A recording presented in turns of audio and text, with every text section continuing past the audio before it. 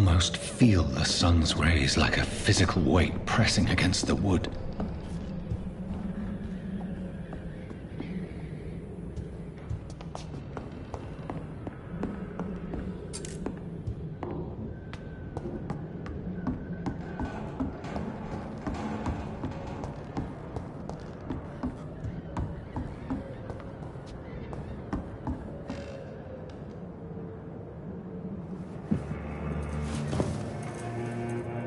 This makes no sense. None of it. No sense at all.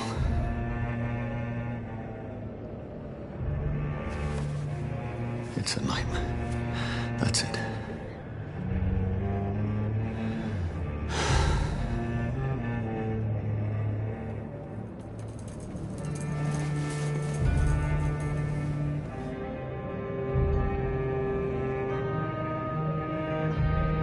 So be it.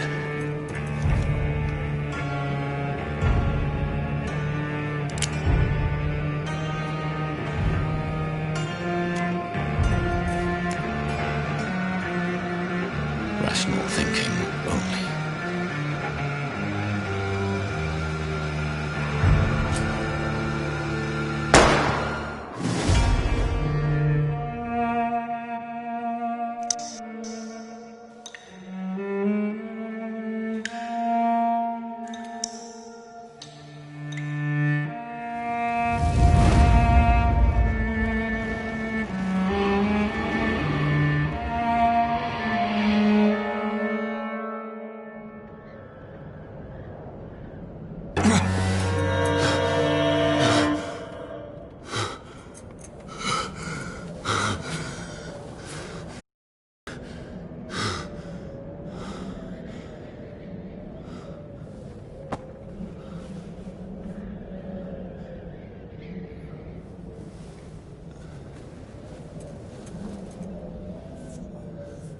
This is absolute madness.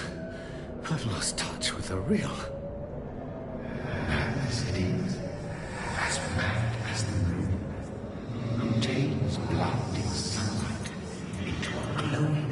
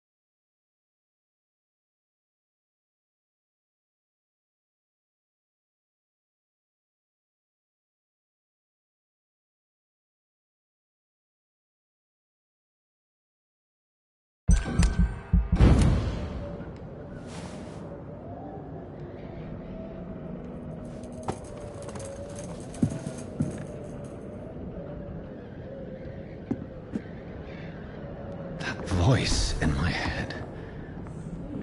If I'm not mad, then it must belong to the one who made me what I am. I must find him to understand what I have become. These people want me dead. I need to leave now.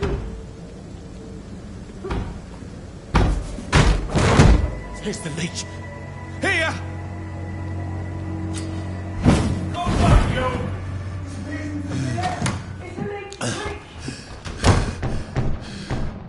My head's spinning. Oi! Come out, you coward! It's locked, all right. Clever fucking beasts!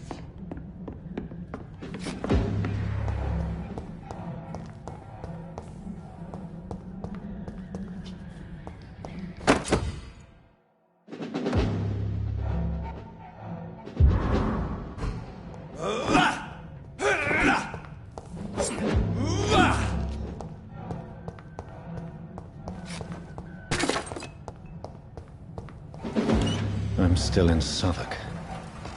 I must reach the West End. Go back home. It's locked.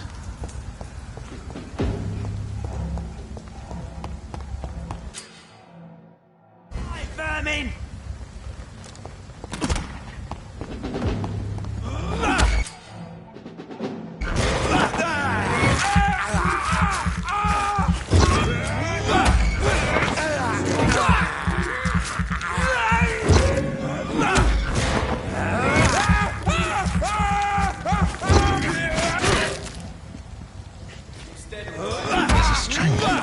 A strength I never knew I had.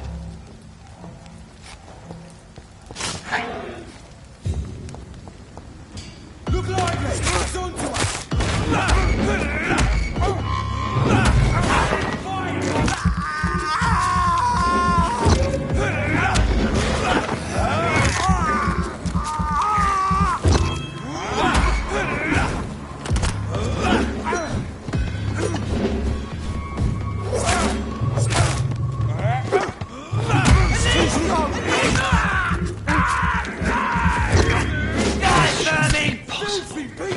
We have to stop it! Sinew, every fiber of my being is afire. I feel like a child learning the limits of my body.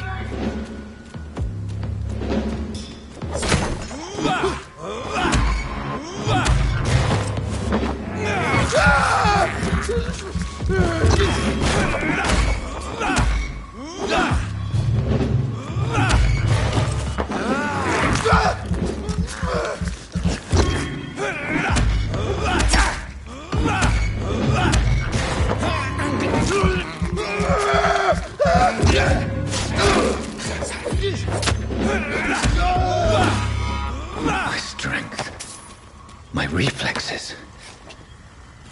I'm not human anymore.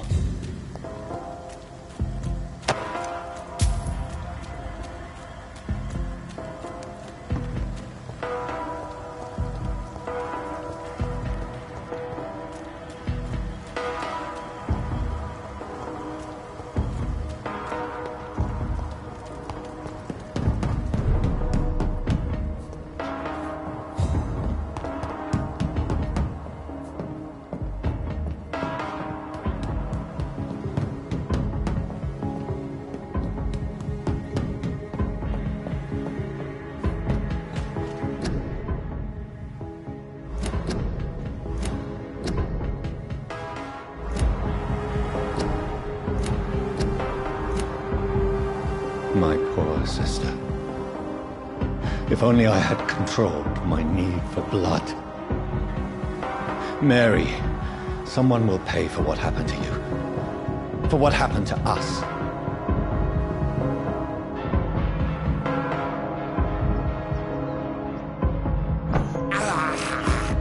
I can't believe I'm doing this. I have this thirst for blood. It's locked, all right.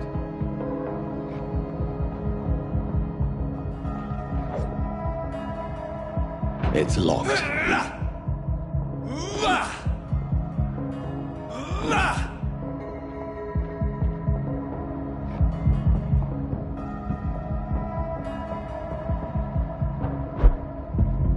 The dizziness from the jump. I can now control it. It's locked, all right. I cannot enter.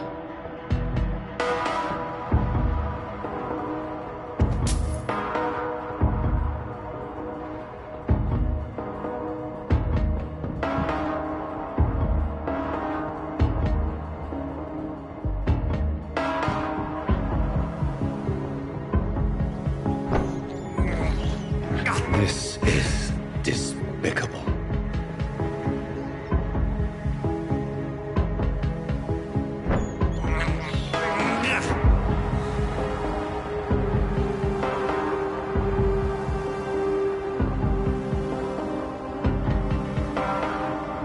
What will London have to say to me?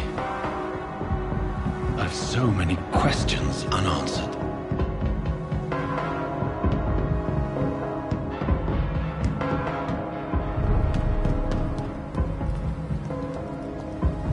Another corpse. Have the very streets of London become a mausoleum?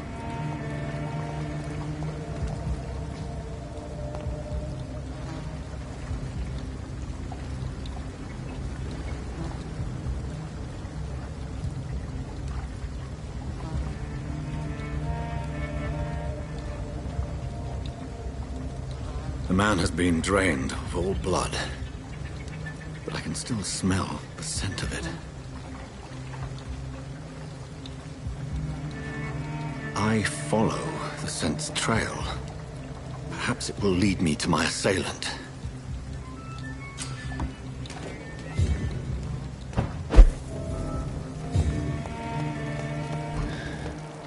Fresh blood.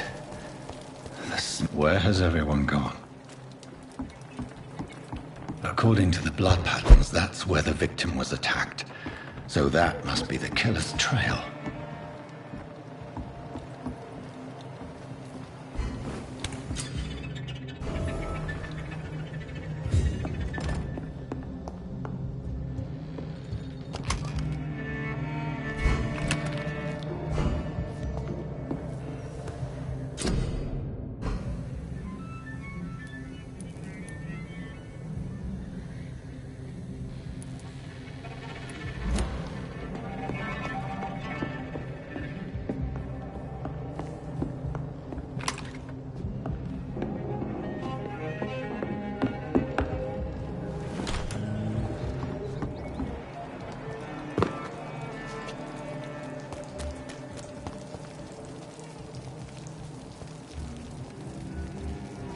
At last, a little life.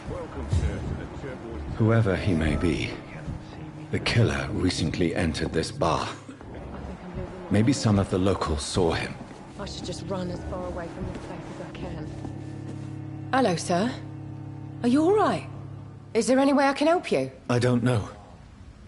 Maybe you could just talk to me. Maybe you prefer to speak with Tom, then. He's more agreeable talking to strangers. What's going on around here? Where is everyone? Too many dead, sir. First the epidemic, and now all these terrible murders. The murders? What can you say about them? Bodies found in the streets every morning. Drained of blood. It's just horrible. Some say the sewer dog is back. The sewer dog? What's that? No one knows. People have always disappeared around these parts. The ancients say it's the sewer dog coming out to feed. But now he's killing in the streets. What have you heard about the epidemic? There's a Spanish flu. Yeah, killed so many last summer. Thought we'd seen the last of it. Dozens dying every week. Are the authorities doing anything? Nothing. There are so many quarantine zones in London now. It's gotten really hard to travel across town. I'll leave then. Thank you.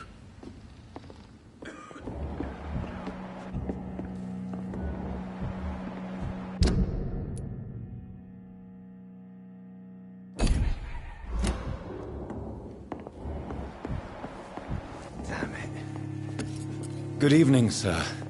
I wondered if I could ask for your help. Wow, you look like you need a drink. Yes. I apologize for my outfit. It's been a long night. Been there, seen that.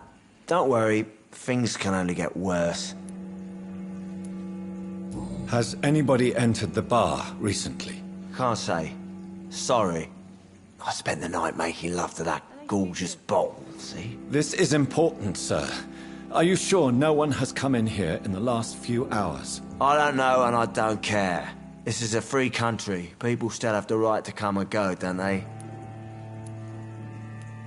I'll leave you to your bottle then.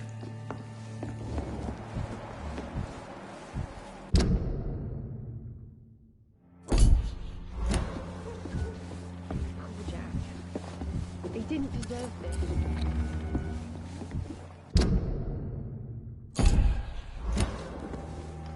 My God, sir, you look like Jonah's whale just spat you out of hell.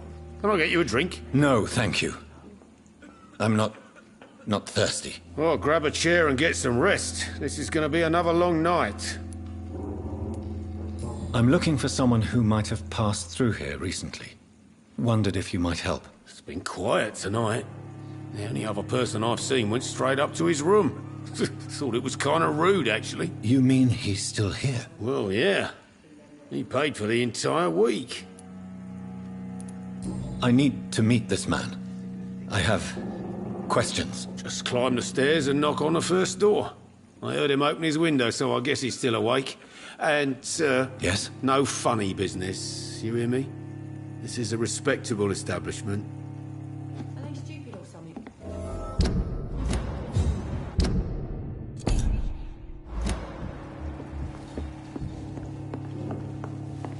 Damn it. I think drink no longer stirs me.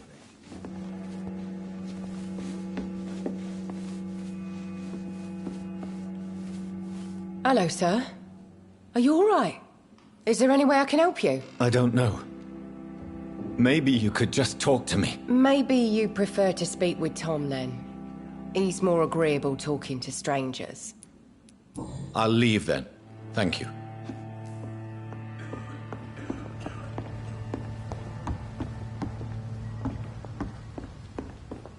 I hope I live long enough to see them wet boot boys get what's coming. This is no place for you. Prewen has several patrols roaming the area, They do not pursue me. but they're looking for vampires, and they're most efficient. They'll not relent until the killer has been identified. I have a common objective, but I require... I think someone is eavesdropping. Are you certain?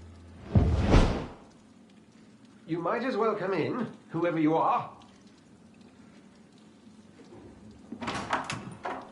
Slowly, vampire. Who are you? I mean you no harm. Say it, the vampire. Present yourself. I need a word. With anyone.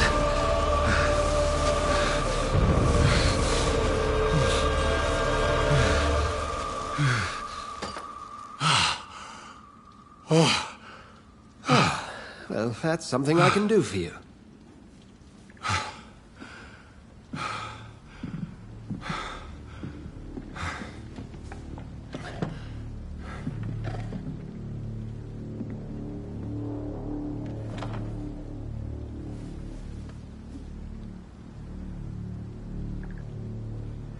And who might you be? I'm not sure that I know anymore. Might I at least learn the reason of your presence? That's none of your concern. Sir, you have entered my room in the middle of the night, pale as a corpse and shaking like a tree. So please, indulge me. Someone is molesting people. In fact, killing them. biting them. The calling card of a vampire. Like you. I've been hunted down in the streets and attacked. I'm a victim here, too. I believe you. Then if you are not a vampire, who or what are you? Dr. Edgar Swansea of the Brotherhood of St. Paul. I'm performing an independent investigation here in an attempt to understand precisely what is going on. Then help me find the culprit. I may. If you'll first tell me why you opened this door. I followed a trail. The scent of blood from a recent victim. It led me here. You thought I was your aggressor. That explains a great deal. We're both chasing the same shadow.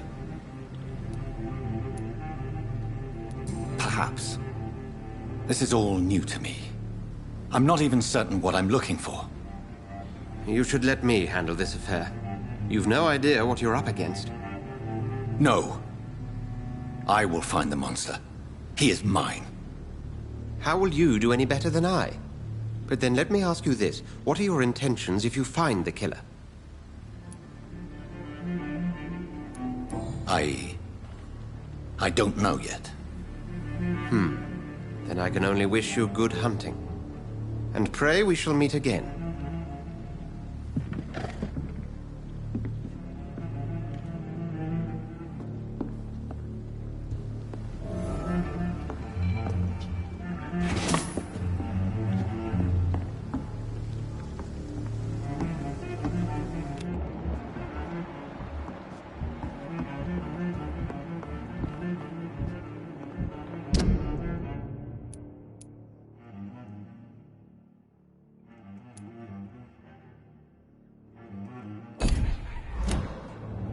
Please, leave me alone. If Swansea is not my attacker, it means somebody else came here tonight. Someone must know something.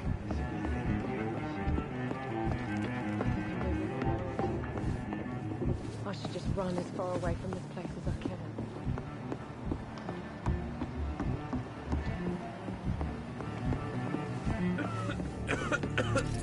Hello, sir. May I disturb you again? And you're still ugly as sin.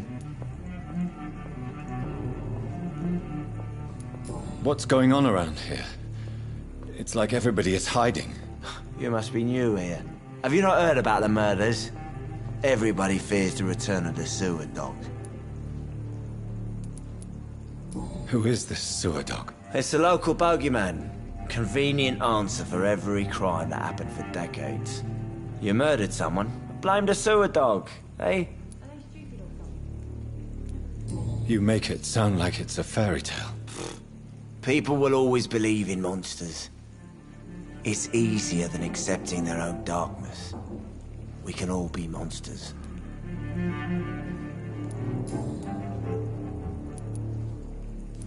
I'll leave you to your bottle then.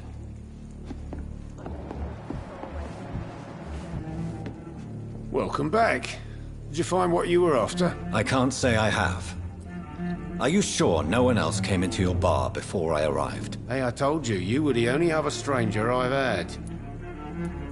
I think you're hiding something from me. I hide many things from many people, sir. That's what my job's about.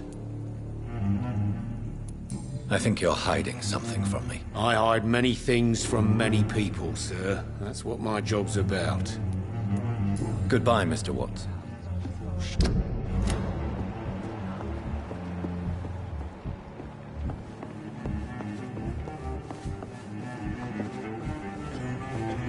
Evening, sir. Can I help you? I have a few questions for you. Well, if you must. I spoke to Dr. Swansea. He's not the man I'm looking for. Now, I want the truth. The truth? What do you mean? I suspect that someone else was here tonight.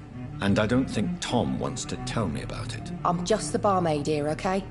If Tom says you're the only visitor we had, then you're the only visitor we had. I can feel your fear, madam. Please, tell me what's going on. It's Will. William Bishop. He came in here earlier tonight and Well, I thought he was going to clock someone. Tell me about this William Bishop. Will was a sailor who worked at the cannon factory before he lost that job. A nice bloke, really. He's never been violent. Until tonight. Why keep it a secret? Why not tell me about it? Tom's nothing if not loyal. After Will lost his job, he offered him one ear. They used to be good mates. But recently, well... Will started to get very aggressive. I see. Thank you for your candor. I'll be sure to talk to Tom.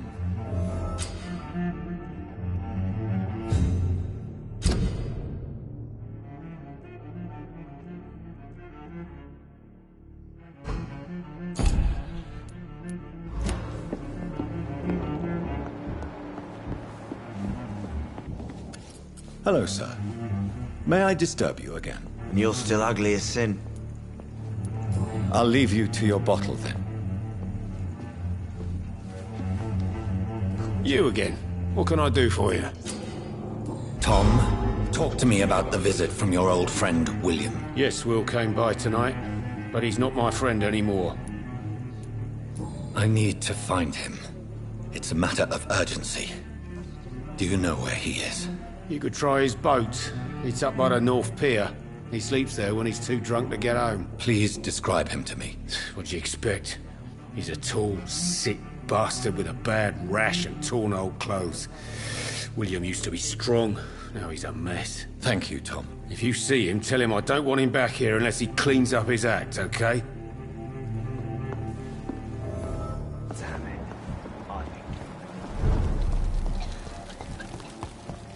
I will get to the bottom of this intrigue. What's been done to me, to this city.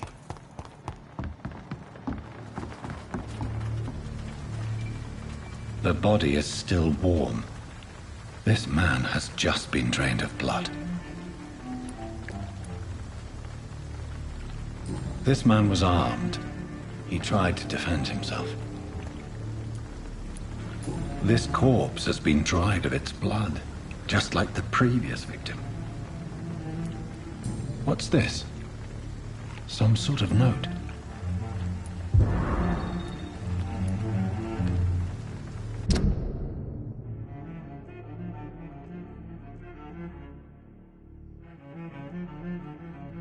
These men, blood and empty gin bottles.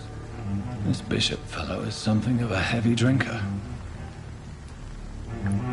There are blood splats on the other side of the canal. I must reach that barge.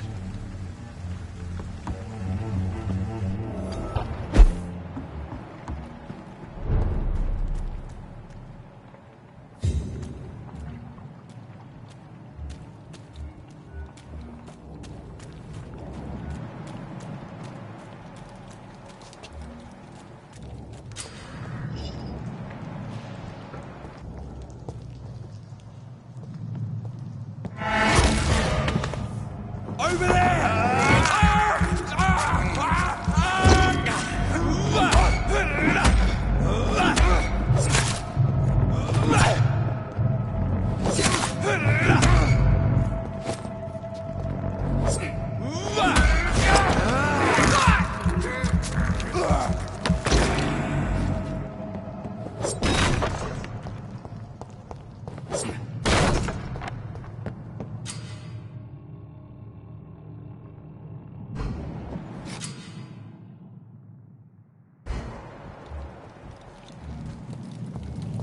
Over there! There's one of them vermin!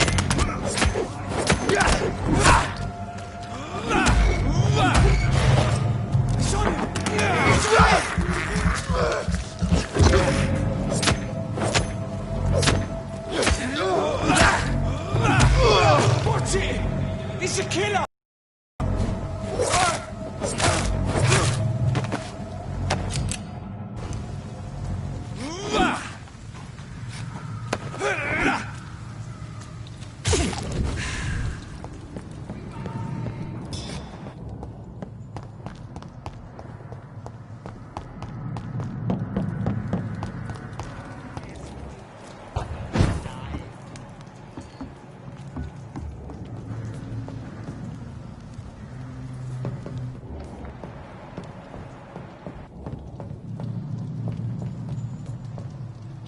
Watch yourselves! There's one of them!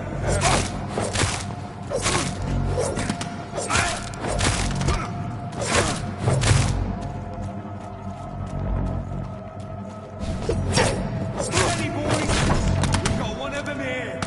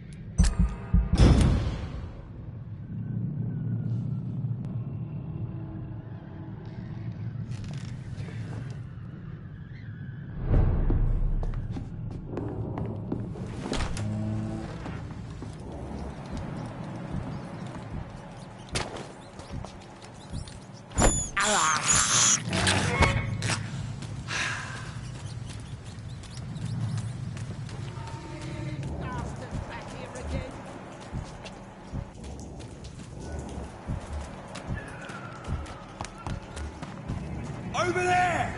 There's one of them. Watch yourself!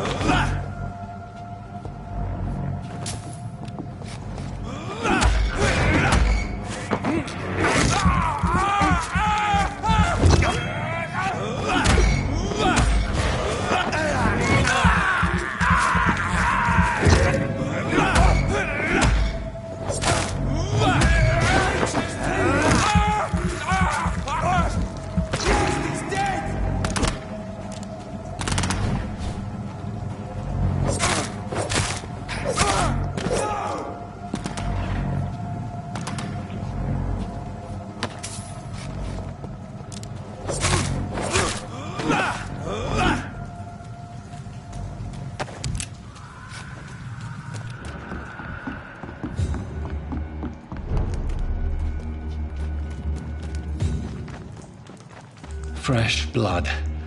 The whole building reeks of it. The scent is so strong it makes me dizzy.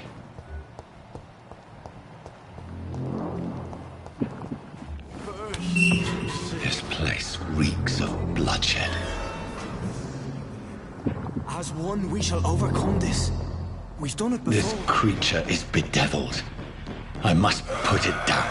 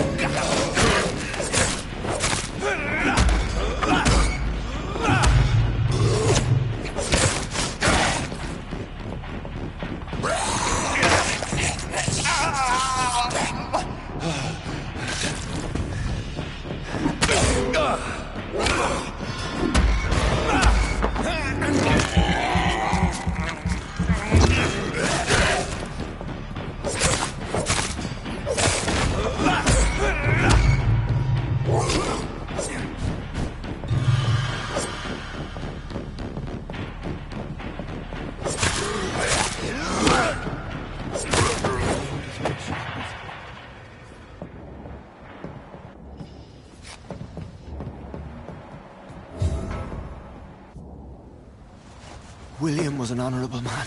I could have saved him. Mr. Hampton, are you in there? I knew him well, another lost soul, a kindred spirit. Sir, listen to the sound of my voice. I'm a doctor. You're suffering from shock. I must return to my flock. They'll stray without me.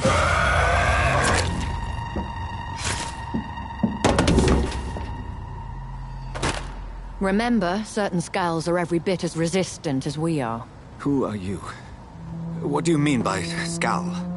You truly are a newborn. I should have realized. Wait. You are the woman from the bar. Are you... like me? Can you help me? I believe, sir, I already have.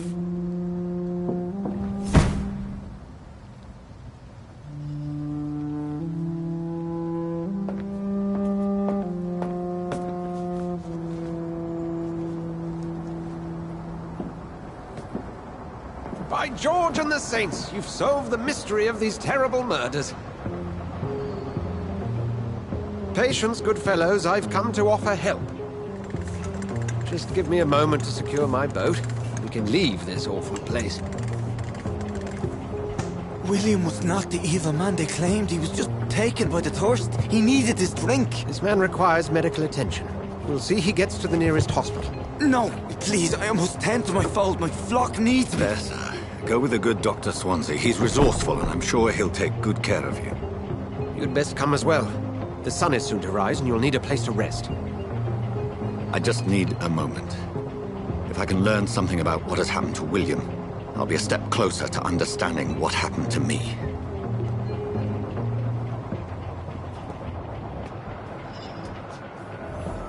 This poor creature can't be my maker. Could it be some subspecies of vampire? I must find a place to analyze the blood.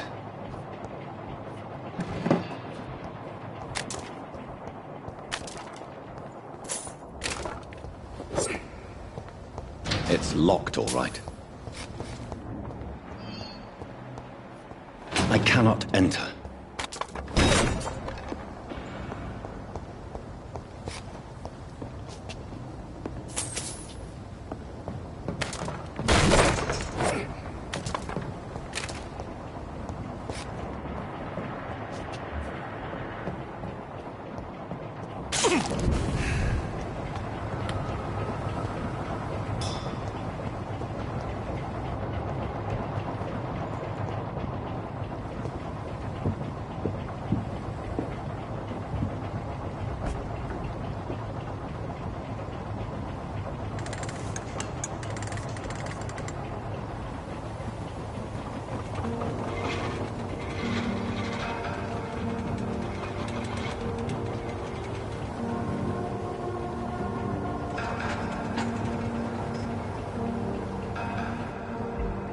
Where are we headed?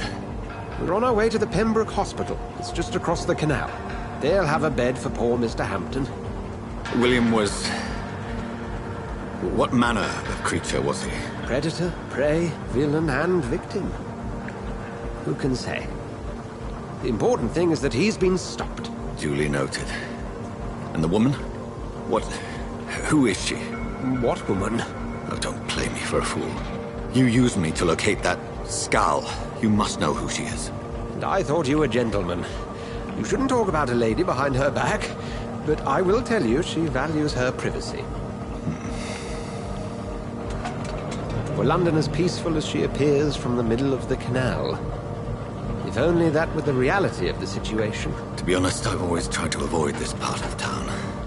Pembroke Hospital is the last bastion between the rest of London and the epidemic. The flu has decimated the East End and the war still rages.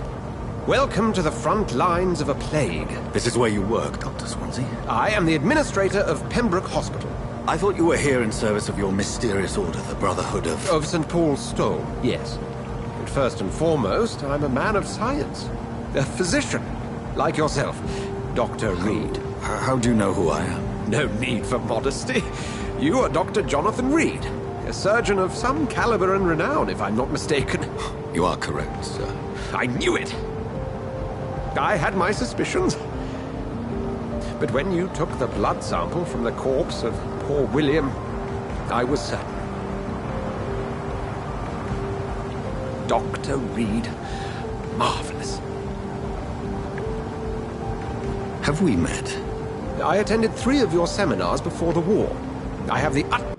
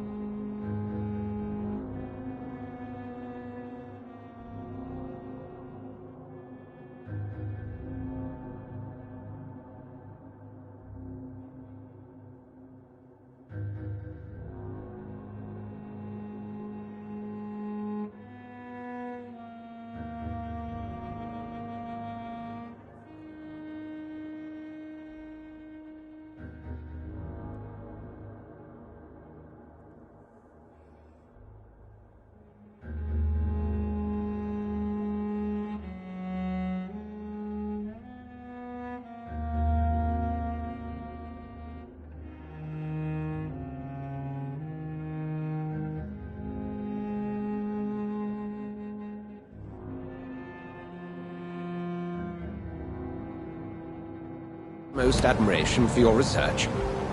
And what a turn of fate. England's most esteemed blood specialist returns to London a vampire. That word, again, from a so-called man of science. I understand. Traditionally, the role of science is to refute myth, but when myth walks among us, the Brotherhood of St. Paul has dedicated its purpose to their study. There's so much for you to learn. Of that, you are right. Well, then let me be blunt. Join my staff at Pembroke Hospital. As a physician. I suspect you'll not find a better post of employment to contemplate your... This is sudden. I was returning home to see my sickly mother. But alas, that was before contracting this... affliction. Dr. Reed, take a moment to consider. The post would be for the night shift, providing a good explanation for your absence during daylight hours. You'll be adequately reimbursed, and have a place to hide. I even had the forethought to bring some clean clothes. So, what do you say? It seems I have little choice, but yours is a generous offer, so I thank you. Brilliant! Oh, Jonathan, this is one for the book, and the beginning of a beautiful friendship.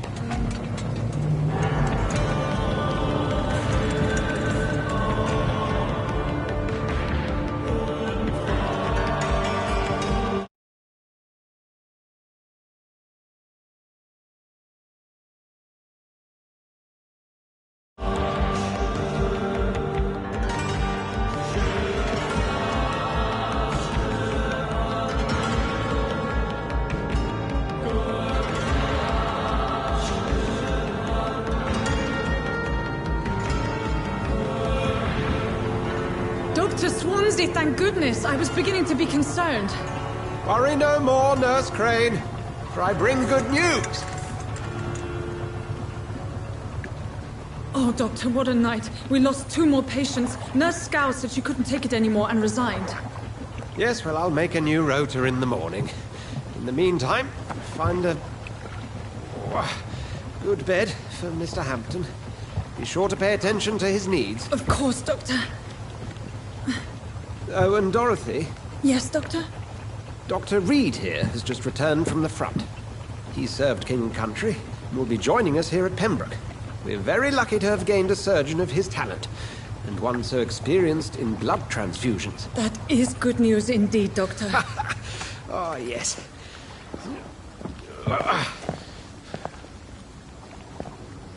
Here at Pembroke, it's not what we have, but what we haven't. It's only thanks to Nurse Crane and the staff that our ship doesn't sink. If you have any questions, just ask her. Duly noted.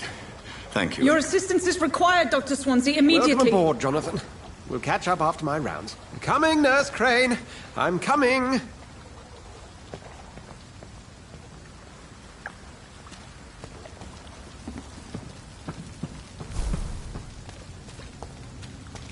It's locked.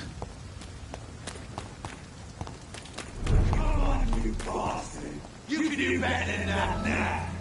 It's my turn.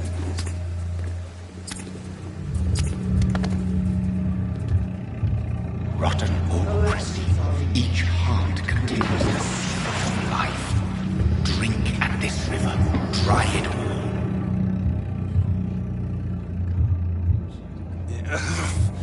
Oh, come on, you bastard! I won't bite. Sir, please. You've lost too much blood. Calm yourself. You think I didn't notice?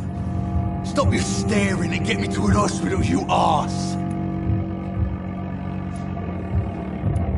Insult me again and I'll put an end to your misery right now. Alright, sorry. I am in pain here. Me guts are spilling out onto the street and you're yabbering on. Yes. That's a very nasty wound you've got there. Take my word, I am a doctor. Dr. Jonathan Reed. Name's Clay Cox. I'd appreciate you helping me to a better place, Doc. Follow me, Mr. Cox. Let me assist you to that better place.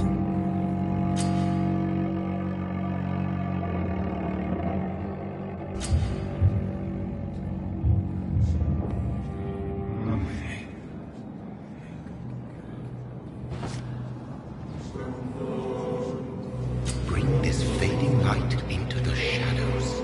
Dance with him the dance of life and death.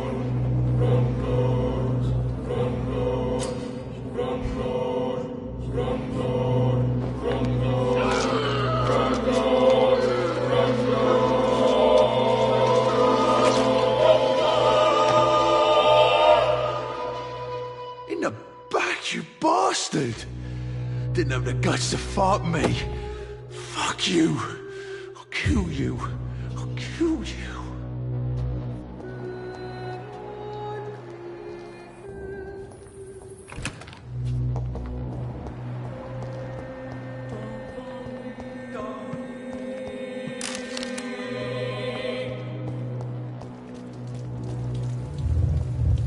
To taste a life, to embrace its most intimate secrets.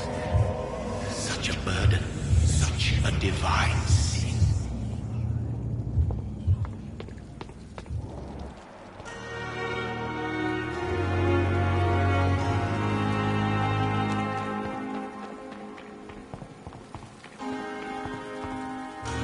Doctor, where have you been?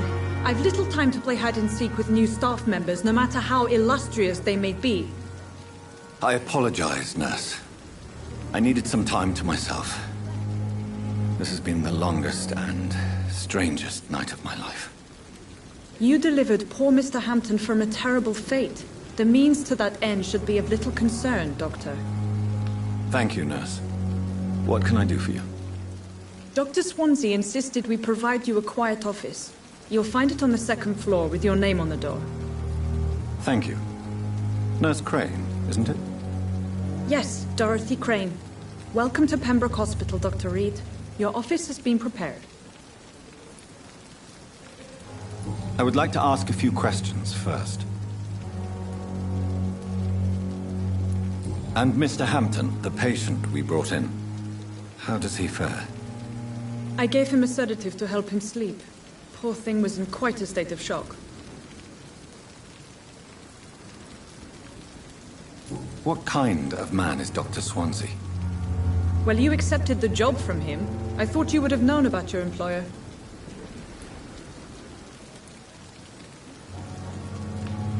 Apologies, I've only just met him the once. This is sudden. I've only just returned to England.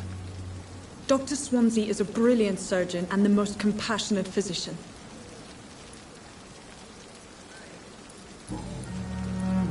Thank you, Nurse Crane.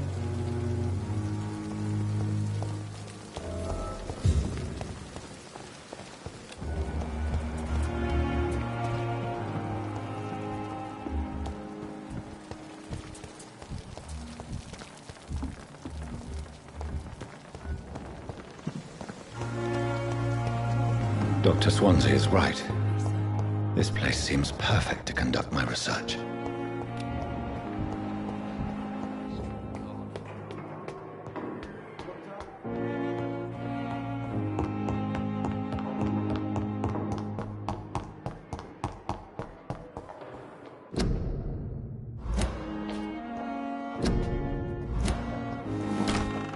This must be the place. It's definitely away from prying eyes. Relegated to the shadows. A kingdom of my own. At least I won't be sleeping in a coffin.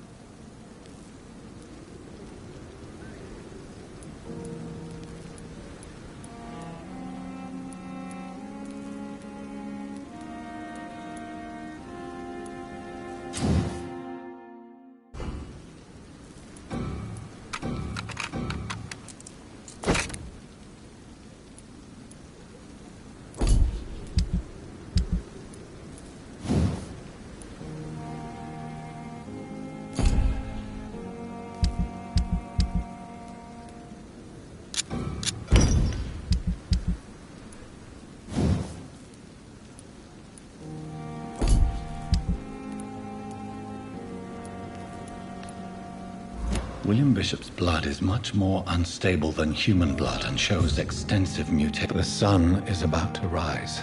I can feel it. I'll continue tomorrow night. I have so much time now.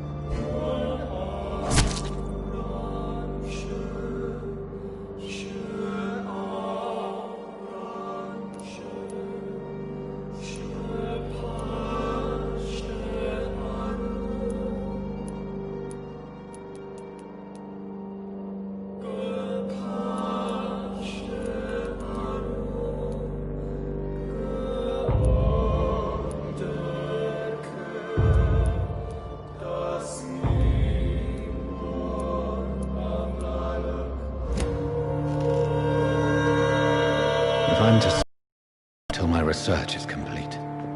I'd better learn to hide my true nature from the mortals. But what about my thirst for blood? Come on, I don't have all night. Yes, Nurse Crane? How can I help you? I'm so sorry. I know Dr. Swansea wanted you to rest, but we have somewhat of a crisis. A crisis, you say? Our supply of antiseptics is nearly depleted. I was hoping there was another box up here, but... Sorry, there's nothing here. Some of the patients won't last the night without them. Honestly, sir, I'm beside myself. I may have a solution. In France, during the war, drugs shortage was a daily problem, and we had to use our wits to overcome the shortages. However do you mean? If combined correctly, certain household chemical products can be used in a pinch instead. Now, where's the hospital storeroom? The storeroom? Fat chance. This is the Pembroke, and space is luxury we don't have. Everything used to be stored in the old morgue. Perhaps I should look there first. Where is this morgue? It's the large building behind the hospital. You'll need to go in the back door because it's been sealed off for sanitary reasons. Take this key. It opens a small back entrance at the end of a narrow street. The abandoned morgue behind the hospital. A small door at the end of a narrow street. On my way then. Thank you, nurse.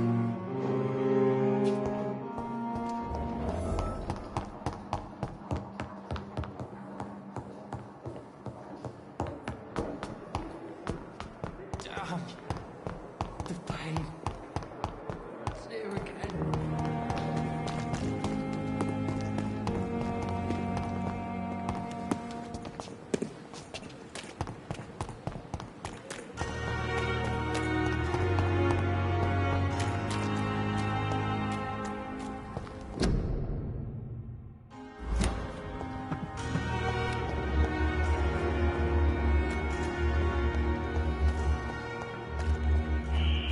Scowl voices in the garden. I should investigate. If they were to find somebody.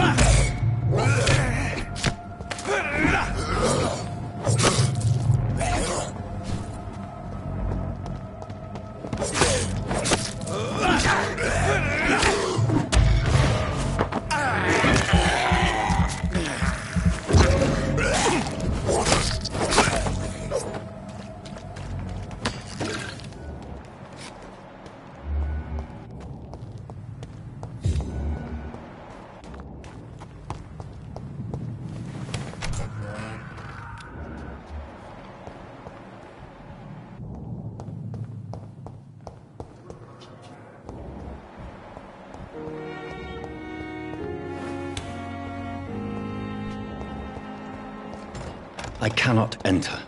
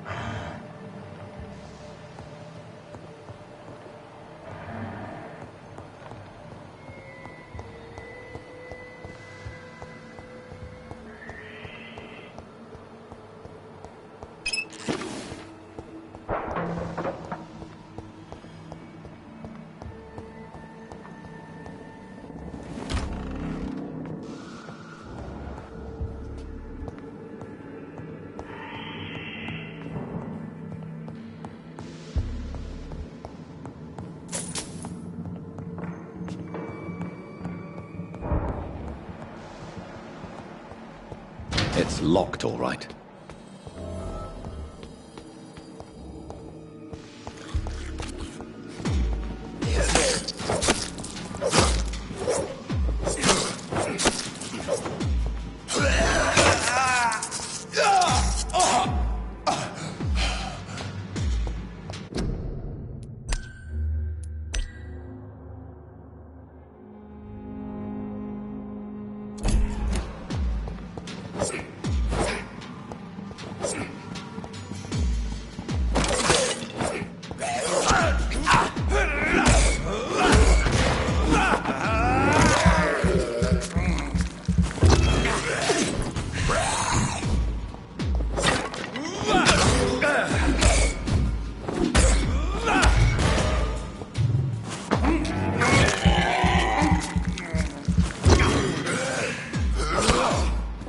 Behavior is similar to the infected William Bishop. Must be the same strain. This sickness moves faster than influenza.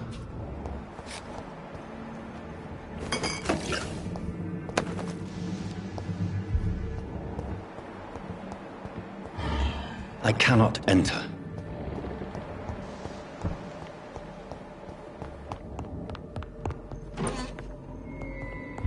This key will surely grant me access to the basement.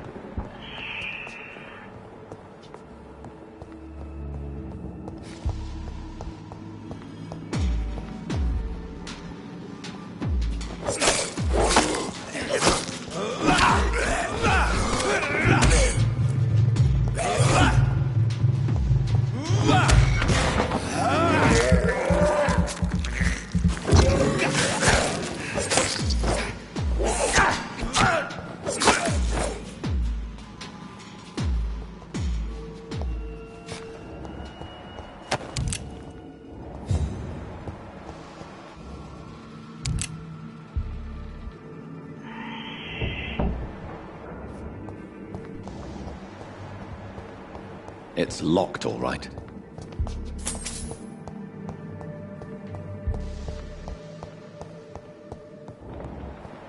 Balls of Mars, fortifiers.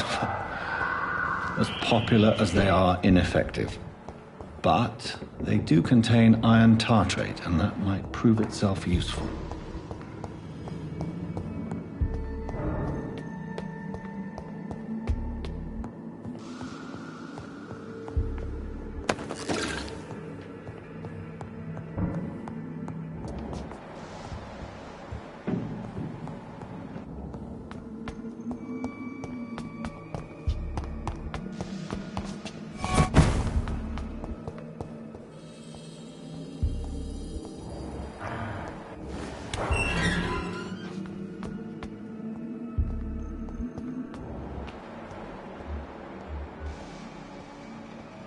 These scowls feed from corpses and the husks of animals. They're not after blood.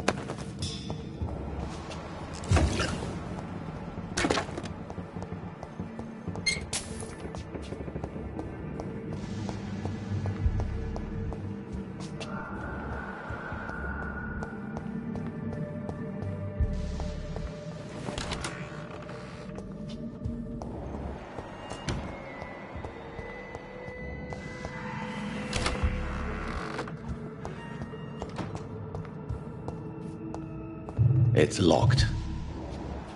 It's...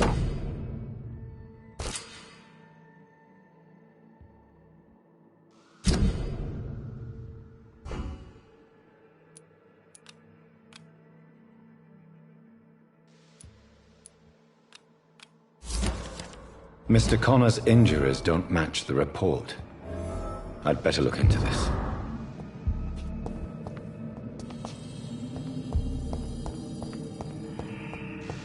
It's locked.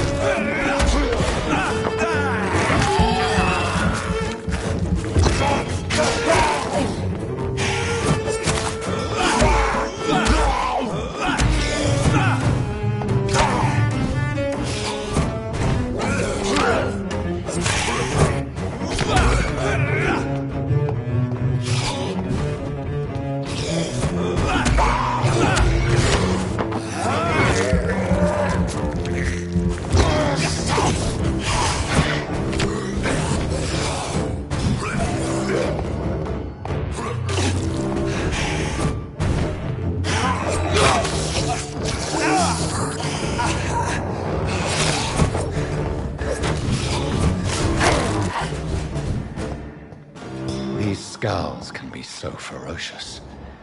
I'm not sure I can defeat them without becoming stronger. To drink blood is so tempting. Sodium hypochlorite. Dangerous to administer, but efficient in the proper dosage.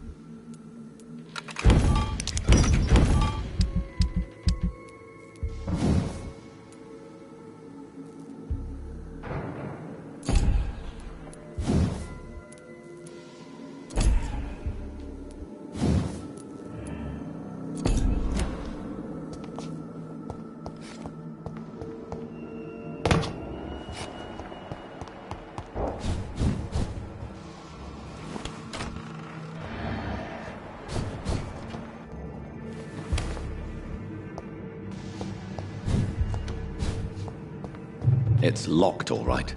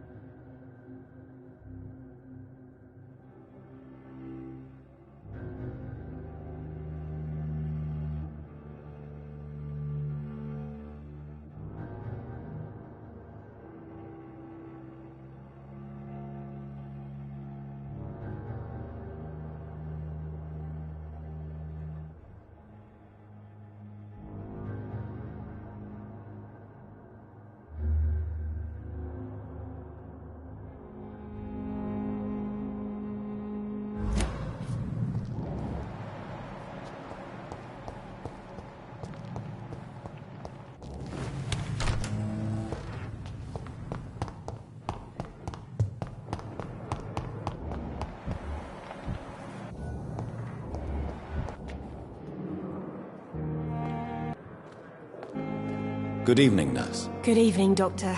I don't think we've been introduced yet. My name is Pippa Hawkins. And I'm Dr. Jonathan Reed. Dr. Swansea has recently offered me a position in this hospital. Well, it's a euphemism that your help will be appreciated, Doctor. How would you describe the situation at the Pembroke Hospital? It's serious. The flu is wreaking havoc amongst the staff and patients. We are running out of everything. Nurse Hawkins, the Spanish flu won't last forever. Even the Black Plague didn't kill everyone. I wish I could believe you. But what if this epidemic was worse? What if in the end, nobody was spared? You must get a hold of yourself, nurse. Sorry, I'm exhausted. No one has any idea when this epidemic will be over. How is the Pembroke staff coping with the epidemic? Well, not well. Milton, the ambulance driver, is even more grumpy than usual, especially concerning doctors. Why is Milton grumpy on a daily basis? Is it just an act? Milton's not the kind of man who's bothered about a bad reputation, whether he deserved it or not. Why does Milton dislike doctors? I don't know. Just ask him. But be warned, Milton is not the chatty type. How long have you been a nurse? Well, long enough to see that the epidemic is winning. And no matter how qualified you are, don't tell me you'll change that.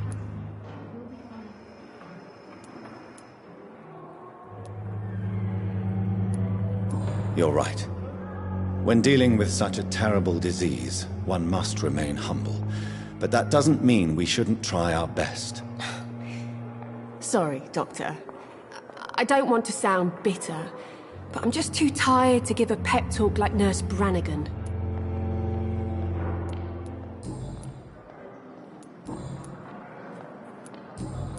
Goodbye, Nurse Hawkins.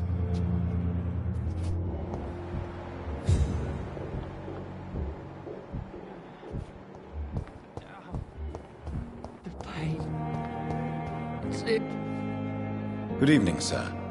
Can I help you? Unless you're here to fix my face. No.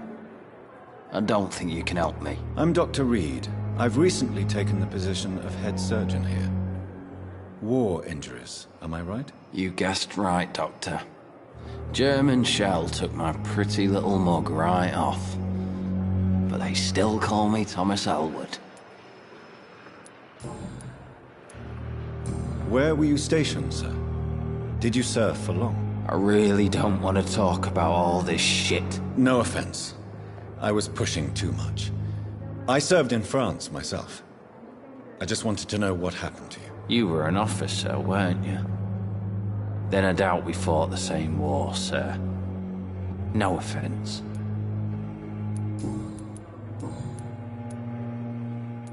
How is your stay with us, Mr. Elwood? Oh, it's bliss. I just escaped death in the trenches to be surrounded again by the moans of the dying. Can I ask you precisely why you're a patient here? It's the pain, sir. The drugs don't work. It just hurts under the scars, if you get my drift. Can I do anything for your pain? Nurses gave me a bunch of pills. No effect. Told you. It's like the flames are under my skin, burning away.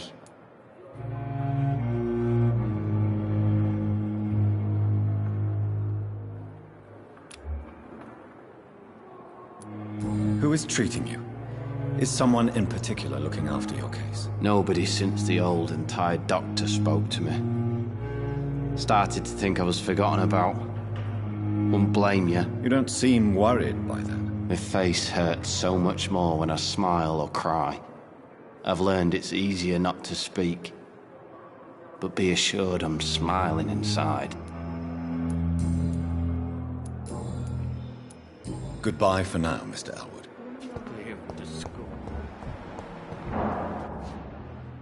The Daily routine. Good evening, Mr. Hampton. How do you feel? Dr. Reed, is it? Oh, sir, I must apologize for my behavior. What do you mean? I was not myself in the factory. Fear and exhaustion made me say awful things to you, I'm afraid. You remained perfectly nice and polite. A little delirious, perhaps. But who wouldn't be after enduring an abduction? Thank you, Doctor. That's a relief. Now all I need to do is rest and return to my flock.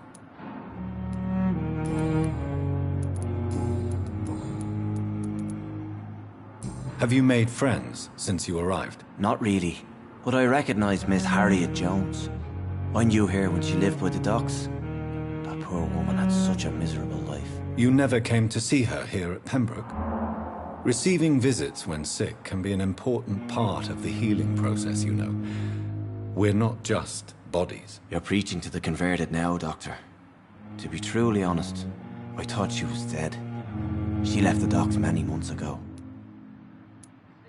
What do you do for a living, Mr. Hampton? I can't help but notice the cross around your neck. I manage a night asylum for the poor and homeless of the docks, and I try to guide the lost and hesitant on the right path to our Lord.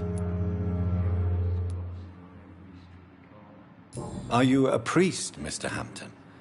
A deacon, maybe? Not at all, Doctor. I'm just a man of faith willing to preach the good word. Why didn't you use your cross against William Bishop? To repel him somehow? That's a very strange question, Doctor. A cross is no magical token, if that's what you were trying to say. Not mine, anyway.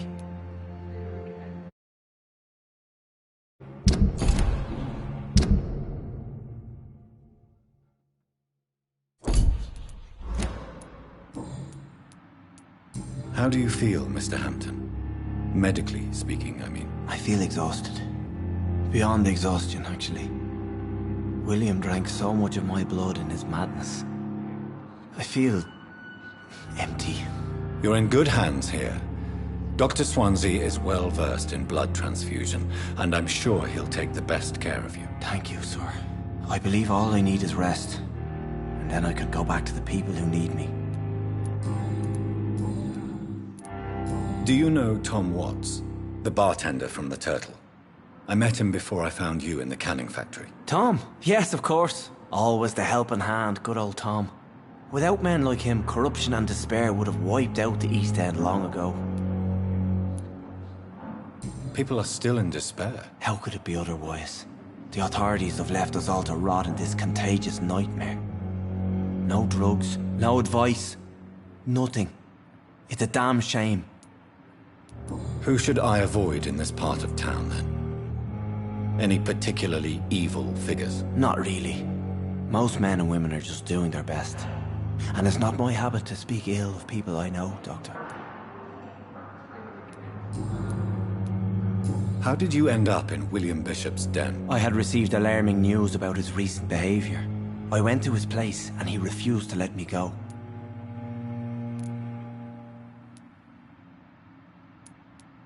Why did he abduct you? William was an alcoholic. His addictions... I don't know why. Just like a patient I met here. This Miss Hawcroft. You dared to enter this awful place alone. You're a hero, Mr. Hampton. Or a fool. I'm just a man trying to help his friends, Dr. Reed. William Bishop was a conflicted soul, searching for light. What is the general situation in the East End docks? The situation has always been tough, with a lot of tensions between the gangs and the dockers' trade union. The Wet Boot Boys are very nervous since they lost their leader. Has the gang been threatening you? Ah, no. I've had this nickname for so long, you know, the sad saint of the East End. No one dares to bug a saint, not even criminals. Who leads the gang now? Since Clay Cox went missing, it's his wife Edwina who runs the show, with the assistance of her minion, Booth Digby. How did you end up in William Bishop's den? I had received alarming news about his recent behavior. I went to his place and he refused to let me go. Goodbye, Mr. Hampton. We'll talk again later. It's locked.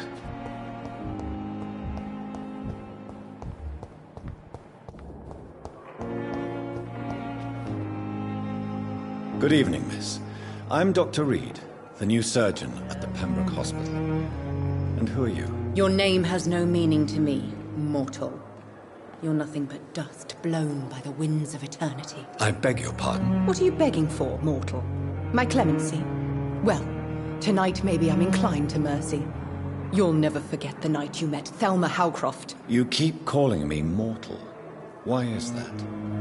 And if I'm mortal, what are you? Well, Dr. Reed, if you must know, I'm a vampire.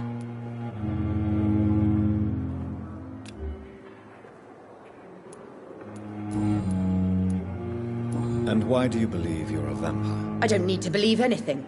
It is what I am. It is what I feel within this hollow shell of flesh. I see. Have you ever heard of Cotard syndrome, Miss Howcroft? Never. Are delusional. They believe that they are. Delusional, you say? Oh, sad and petty. And you think it is I who am delusional? Please, describe to me how you feel. What is it like to be a vampire? I can hear my body crumble from the inside as my flesh cracks and fades. I sense the last pulse of postulant blood within my drying veins. I need new blood. I'm assuming you must be a patient here. Am I right, Miss Howcroft? It's only a cover. To hide from my enemies. I can leave whenever I want. As a woman, a spirit, fog, or bat. Who are these enemies you mentioned? Can you describe them? I cannot say for sure. But I sense their eyes on me from nearby. I feel them watching me every time I visit the garden near the morgue. The staff here are not your enemy. They're here to help you, to care for you. I'm not speaking of the doctors in white. I'm speaking of the men and women who hunt me. For I am a vampire. I see. Don't worry. These people will not find you here. I'll personally make sure they leave you alone. Thank you, mortal. But do not interfere with them, for you are no match for those that hunt me.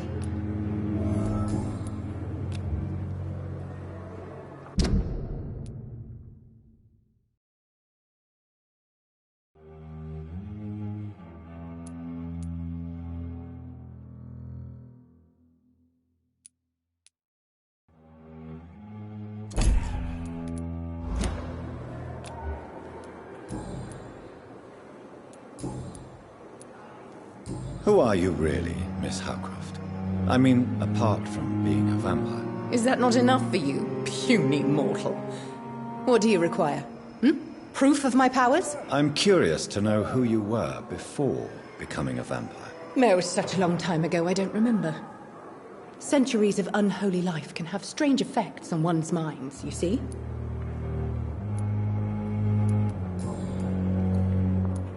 I'll leave you, Mistress of the Dark, to your nocturnal activities.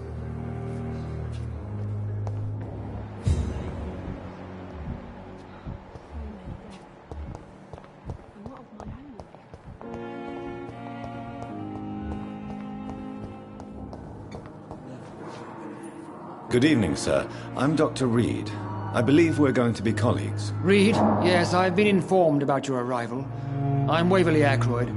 Welcome aboard, I suppose. Does my arrival inconvenience you in some way, Dr. Ackroyd? Let us just say that I don't particularly share Dr. Swans's enthusiasm for hiring you. What we need here are reliable professionals, not overrated dabblers.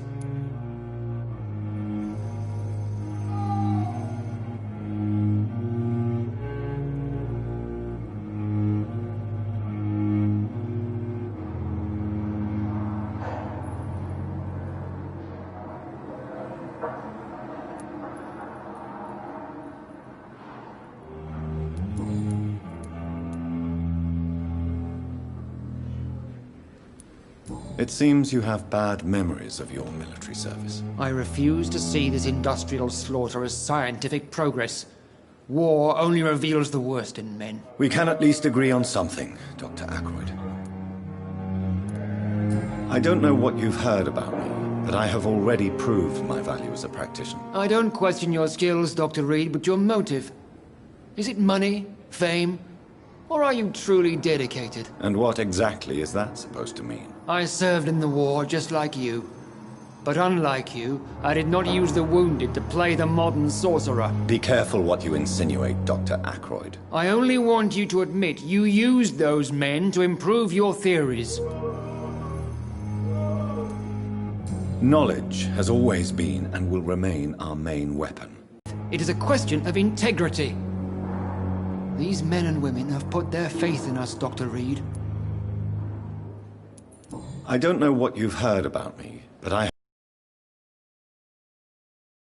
Your skills, Dr. Reed, but your motive. Is it money, fame, or are you truly dedicated? And what exactly is that supposed to mean? I served in the war just like you. But unlike you, I did not use the wounded to play the modern sorcerer. Be careful what you insinuate, Dr. Ackroyd. I only want you to admit you used those men to improve your theories. Knowledge has always been and will remain our main weapon. And it has always come at a price. And personal initiative. It is not a question of initiative. It is a question of integrity. These men and women have put their faith in us, Dr. Reed. If you have a problem with me, Dr. Ackroyd, please feel free to tell me. Dr. Swansea has imposed your presence on this hospital without asking anyone's advice. The benefit of his position. But I don't agree with it. I know we've never met before, but I believe this hospital could use all the help it can get. You will agree with that, I'm sure. Oh, but I have heard about you, Dr. Reed. Of course, you can't say the same about me, since I have not wasted my time courting the press.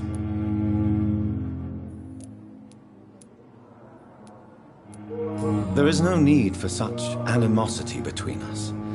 Don't you think the epidemic is already enough to deal with? That is one point we could agree on. And that is precisely why I want to be sure that you will be of help to this hospital instead of a burden. Since your tenure in this hospital is longer than mine, perhaps you can tell me more about this place. Let's just say I'm tired of the carelessness around me. I have always respected the skills of Dr. Swansea, but over time his enthusiasm has become displaced. Carelessness? Exactly what are you talking about? We're here to save lives. The people who trust us are not volunteering for experimentation. They're here to be healed. I don't intend to run any radical experiments, Doctor. Even if I, as any good practitioner should, express an interest in pushing the boundaries of medical research. Modern medical methods were created through audacity and ego. But there are rules in our line of work, and they're here to protect our patients.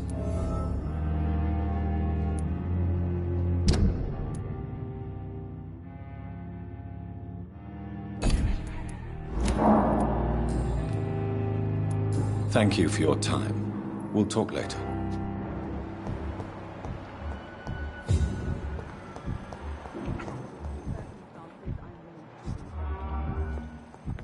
My sweet girl.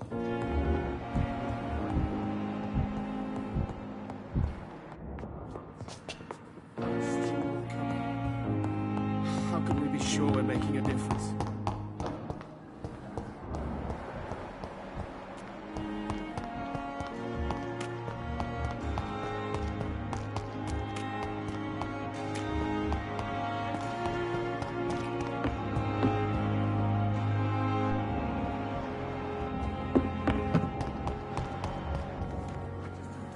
Good evening, sir. I'm Dr. Jonathan Reed. I'm new here. I've already heard about you, Dr. Reed. I'm Milton Hooks, the ambulance driver for this shithole of a hospital. That's quite a blunt introduction, Mr. Hooks. You can call me Milton. I like to speak my mind, Dr. Reed. Perk of the job. Don't judge me, and I won't judge you. I'm not sure I understand what you're talking about. Well, I'm no doctor, but I'm pretty sure a gun can't be used as a surgical instrument. You have a keen eye. I learned to shoot during the war, and have carried one ever since. Old habits die hard. No need to explain, Dr. Reed. And if you ever need a better gun, remember, I may have something for you. I have some good news, Milton. What? The epidemic's over? I retrieved your wallet, with all the money, and a certain picture. Well, yeah, Pippa Hawkins is my girl. So what? Is it the difference of skin colour that bothers you? Not at all, Milton. Good. Please, take this money anyway. To remind you to keep your mouth shut. Not everybody is as broad-minded as you, Dr. Reed.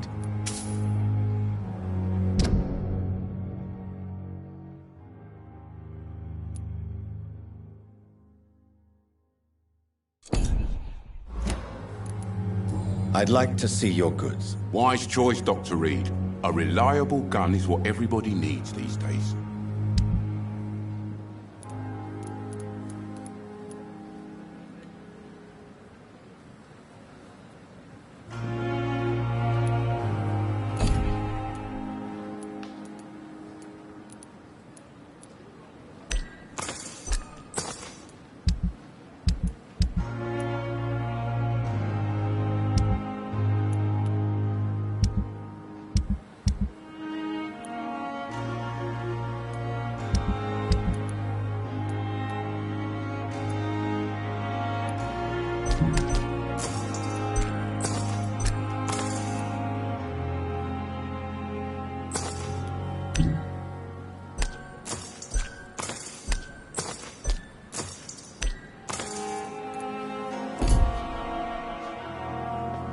Good evening, Milton. Good evening, Doctor. Still trying to save lives?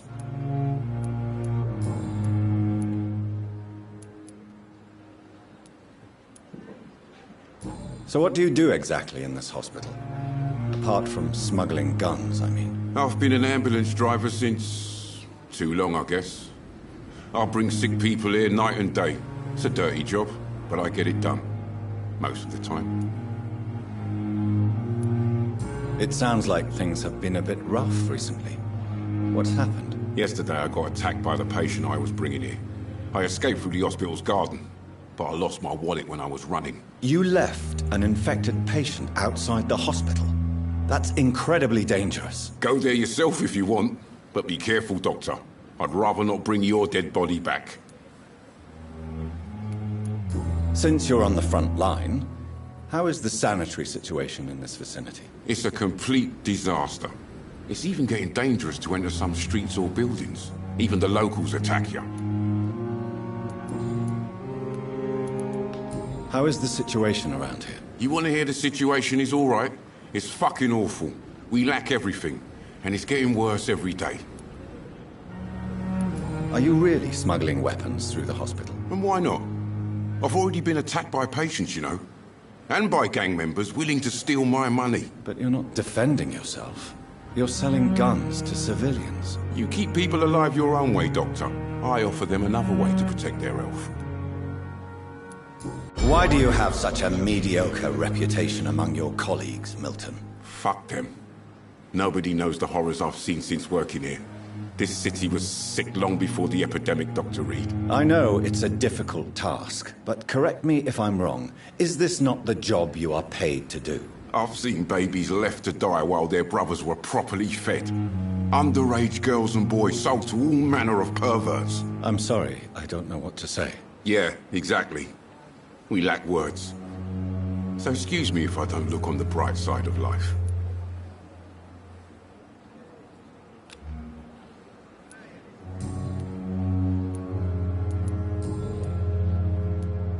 What's going on between you and Nurse Hawkins? Pippa's tired. Tired of all this shit. Tired of all those corpses piling up. She's as depressed as I am.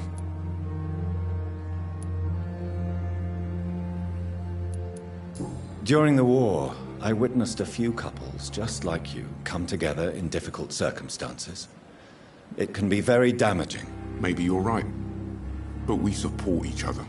And that's all that matters. You do realize you could both get fired. Hospital staff are not meant to have intimate relationships with one another. Come on, Dr. Reed. Do you know how many rules are broken in this hospital every day just to keep it running? There's nothing wrong with what we're doing.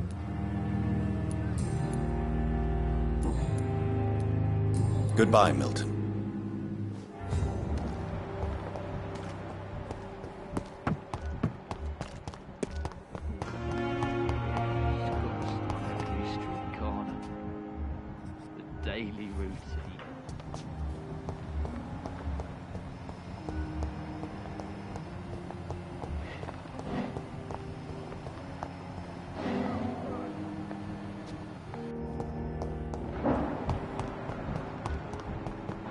Selma Howcroft said she was being watched by vampire hunters. Where are they hiding? I should investigate. Unfair situation. I managed to arrange It's locked. the same mass grave as your wife. I hope that might help.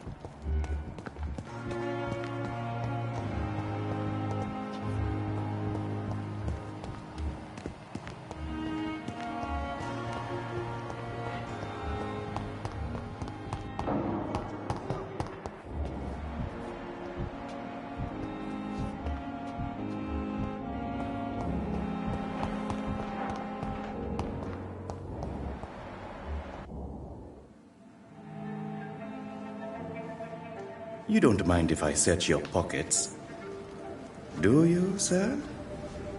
You won't need any of these anyway. I'm not stealing from you, mister.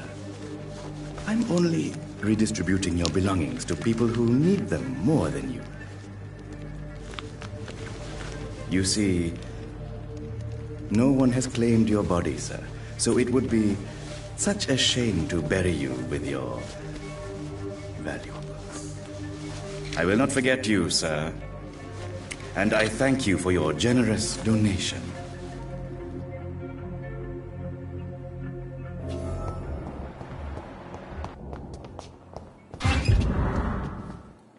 Good evening, Nurse Hawkins. Good evening, Dr. Reed. Goodbye, Nurse Hawkins. It's locked, all right.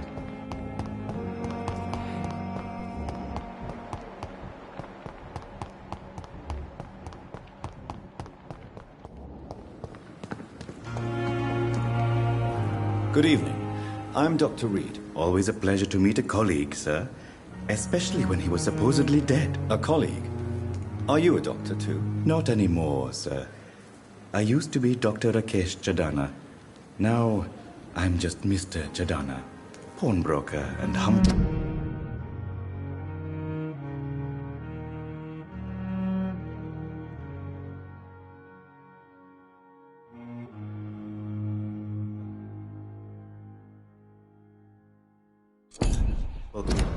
guardian of this morgue. What do you mean?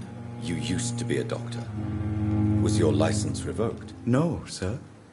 It is just that I like to be precise. I run a little pawn shop while taking care of the dead. But I used to be a real doctor.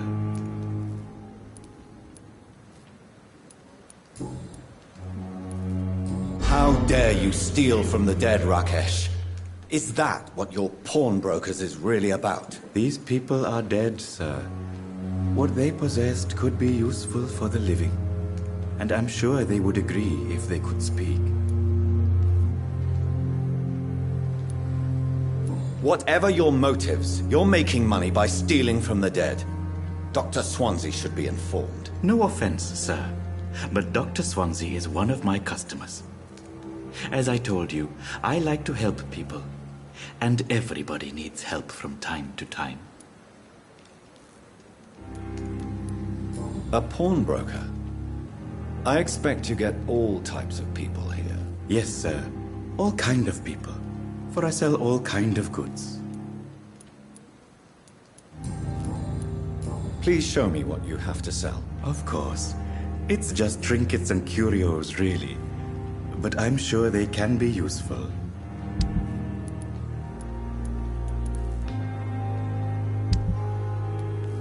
It never ceases to amaze me how.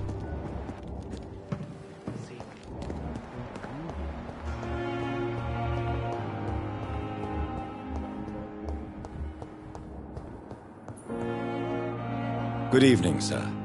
I'm Dr. Reed. May I help you? I don't know if a third opinion is needed.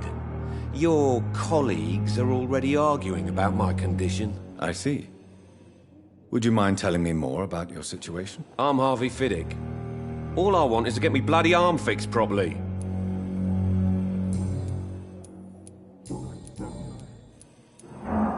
Tell me about the doctors who are arguing about your case. Strickland and Aykroyd. They both want the best for me, but there's a lot of pride there. Doctors are no different from carpenters, it seems. What do you mean? I often had professional arguments with rivals on a building site. Difference is, I disagreed about wooden nails, not flesh and bones.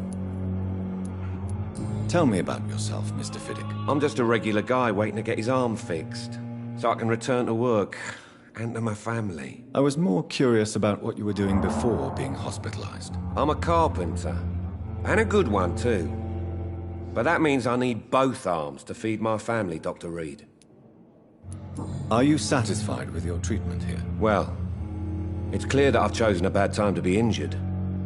Forgive my bluntness, but you seem overwhelmed by cases of the flu. I won't lie to you about it. I'm afraid we are. Are you sure you don't want to operate yourself, Dr. Reed? I have the feeling you're very capable. And your colleagues seem to think so too. In other circumstances, you would be right. But for now, I don't think I can take on the responsibility. My apologies. Goodbye for now, Mr. Fiddick. I'll see you later. I will not let you...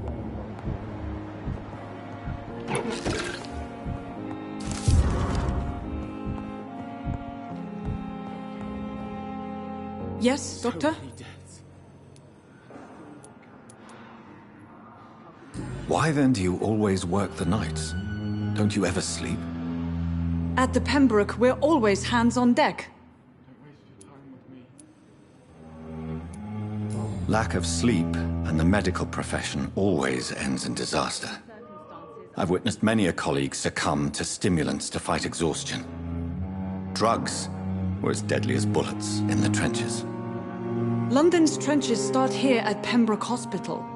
We are on the front line, make no mistake. Lack of sleep and the medical profession always ends in disaster. I've witnessed many a colleague succumb to stimulants to fight exhaustion. Drugs were as deadly as bullets in the trenches. London's trenches start here at Pembroke Hospital. We are on the front line, make no mistake. Your dedication to the Pembroke does you credit, Nurse Crane, but when do you sleep? We staff get our sleep when we can, Doctor. Nursing is a vocation, not the labor of a journeyman.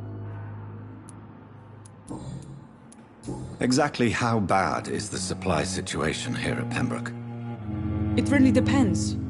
Dr. Swansea deftly works his society contacts for monies, but with the quarantine, well, we're in God's hands.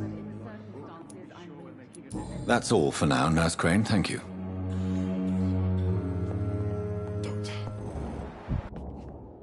Good evening, Doctor. I believe we're going to be working together. Dr. Reed. Dr. Swansea informed us of your arrival, but I could not dare to believe we'd have such good fortune. Such an honor, sir. Thank you. And you are? I am Thoreau Strickland, Dr. Thoreau Strickland. I'm a great admirer of your work, Dr. Reed.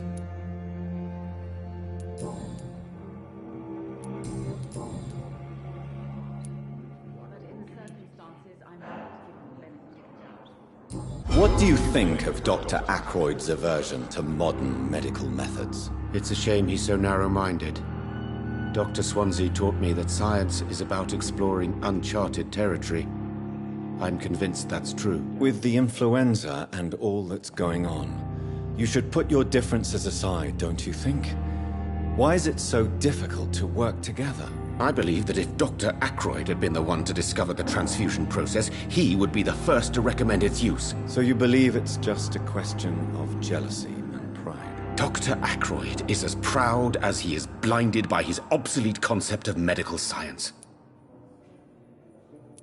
Please, could you tell me something about yourself? I'm a great admirer of your work concerning blood transfusion, Dr. Reed. I run my own experiments. I'm convinced it's the future. What made you choose to be a doctor? I'm not ashamed to admit you and your work have inspired me. I am honored to have the opportunity to work by your side. It's always a pleasure to share scientific and medical knowledge with someone eager to learn. I'll be glad to help you if I can. This epidemic may be the century's most terrible disaster, but I'm convinced that we, as doctors, are the only ones able to defeat it. I based my technique on my mentor's research. He helped me perfect my method. What is yours? I'd rather not talk about it. For now, it's just theories and first approach. My process is purely experimental. And unsuccessful. As long as you're cautious and methodical, you may remain empty-handed, but you won't fail. You're not the first one to warn me. But I am convinced knowledge is the main weapon against the ravages of this epidemic. What can you tell me about the Pembroke? Well, it has always been an honor to work with Dr. Swansea. But with your arrival, I can't think of a better opportunity to learn about blood transfusion. You seem quite optimistic.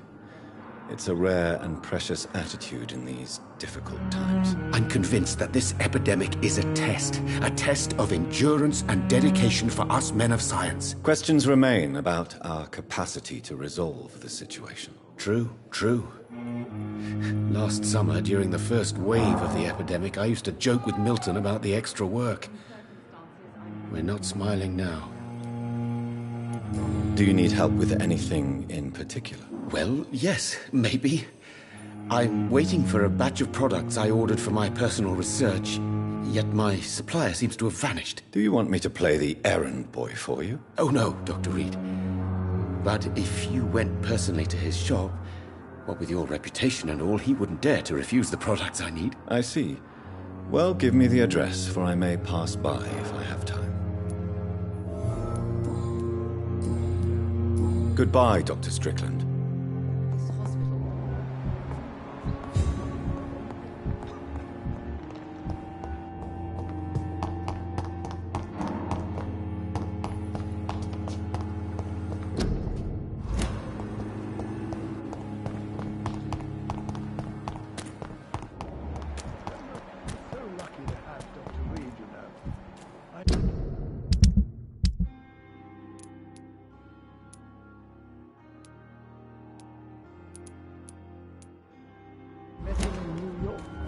If only there were more of us, with less resignation and more determination.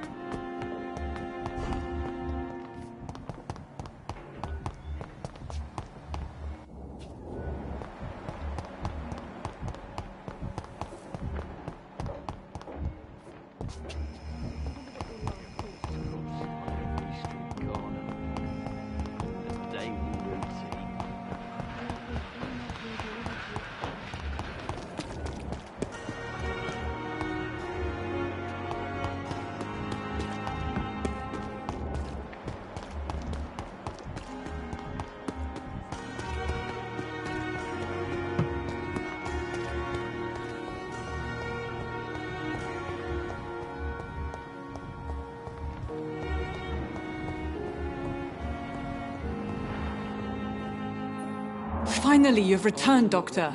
Did you find anything of value? Yes, nurse. You've worked your first miracle, Doctor.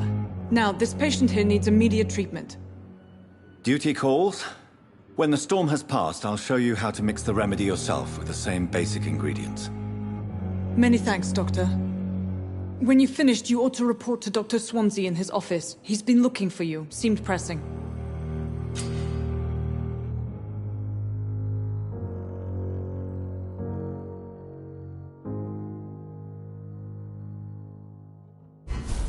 Never could keep anything from her.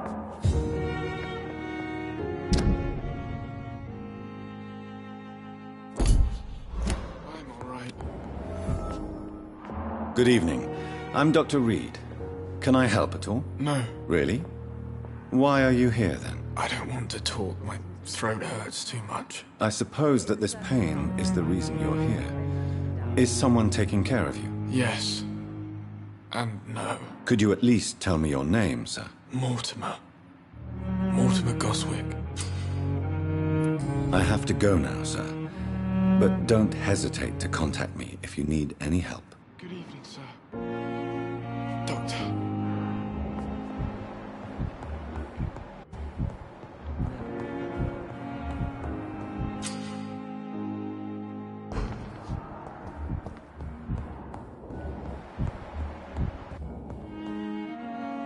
Good evening, madam. Can I help you? It's my son who needs you, sir. I'm Dr. Jonathan Reed. How can I help your son? I'm Beatrice Goswick, mother of Mortimer Goswick. Could you check on him, please, Dr. Reed? I've heard much of your talents as a physician. Goodbye, Mrs. Goswick. Good evening, Mr. Goswick. How are you? I'm okay.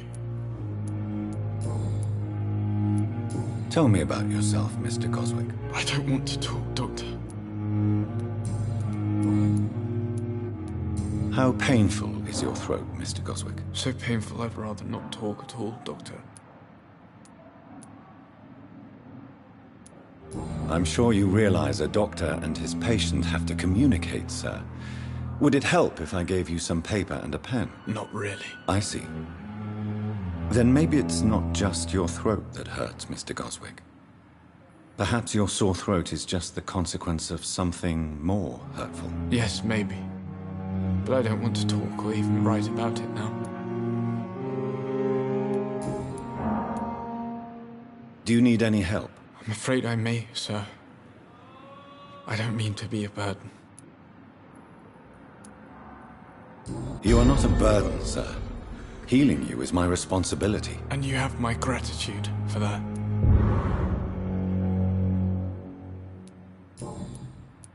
Tell me about yourself, Mr. Goswick. I don't want to talk, Doctor. I have to go now, sir. But don't hesitate to contact me if you need any help. Good evening, sir. Doctor. Oh, sweet girl. Reach me.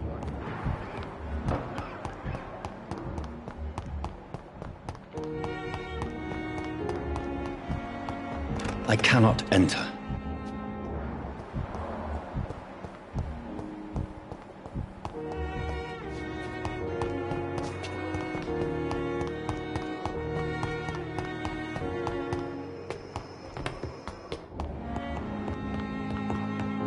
It's locked.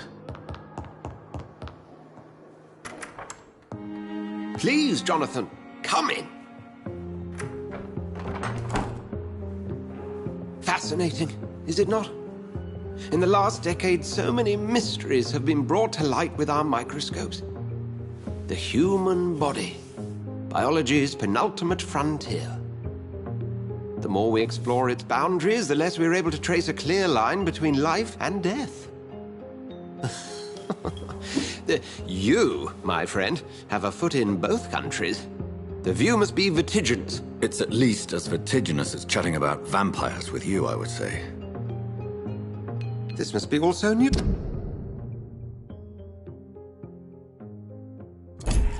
To you. This area of town, the hospital, a brand new life. How stimulating it must be. I wish I could share your enthusiasm, Dr. Swansea. But my condition defies scientific categorization. Undead? Unalive? Immortality defies logic. I cannot express my thrill at this serendipitous turn of events. The world's most eminent specialist in blood transfusions, a vampire. one might say, a gift from heaven.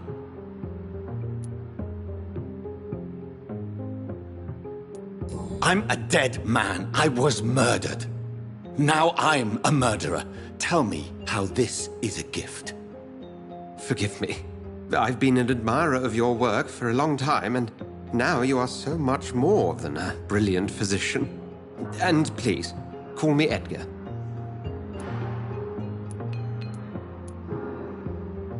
There is no need to apologize, Edgar. You offered me sanctuary when I had none. Very well. I have a task for you, Jonathan. Something that will require all your newfound skills. Please, go on. The Pembroke only survives through the generosity of our benefactors. Unfortunately, our main donor has found herself in a bit of a bind. Now, if you could help her out... A spokesman or politician is what you need. That's not my calling. And until I come to understand what has happened to me, I require discretion. Discretion is in order, Jonathan. Lady Ashbury has recently received rather indelicate correspondence that, if revealed, would jeopardize her position. And you would like me to eradicate this threat? By the stole, of course not. I would just like you to pay her a visit. Her ladyship is certainly near the tents outside, tending the sick. You can't miss her. Look for someone impossibly delicate. Accepted. I'll see what kind of trouble Lady Ashbury is in.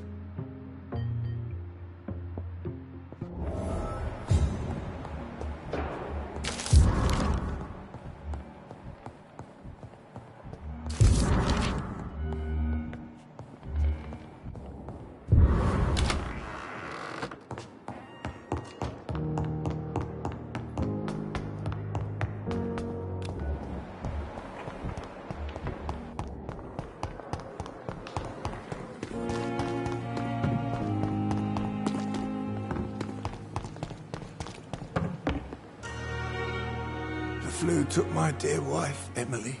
I take comfort knowing we'll soon be together again. Mr. Rainfield, that's no way to talk. You're in good hands here, and we'll be up again soon enough.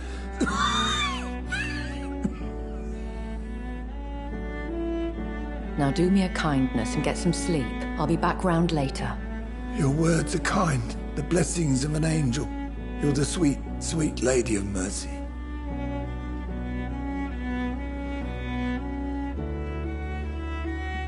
Good evening, Dr. Reed. It's a pleasure to see you again. You seem surprised. Dr. Swansea has brought me up to speed concerning your recent appointment to Pembroke Hospital. You're a the lady who saved me that night, before vanishing into thin air. I remember you from the pub with Dr. Swansea. Indeed. Allow me to introduce myself formally this time. My name is Lady Ashbury.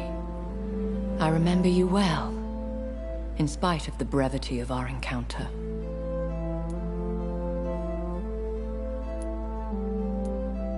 So it seems our Dr. Swansea does indeed have a fascination for creatures of our constitution. Dr. Swansea is a remarkable man. Dedicated, one might say, obstinate? He spent years compiling our bestiary. I hope you're more disposed to answer my questions now. You must have countless questions, but our rather urgent matter first. Swansea has explained. My cover, if you prefer, has been compromised. Dr. Swansea has commissioned me to be your agent in this matter. You could start by explaining what's amiss. These past insufferable weeks, I've been the victim of extortion. I've made a first payment, but the blackmailer grows greedy. I must refuse his most recent demands. Please continue. Every detail is essential.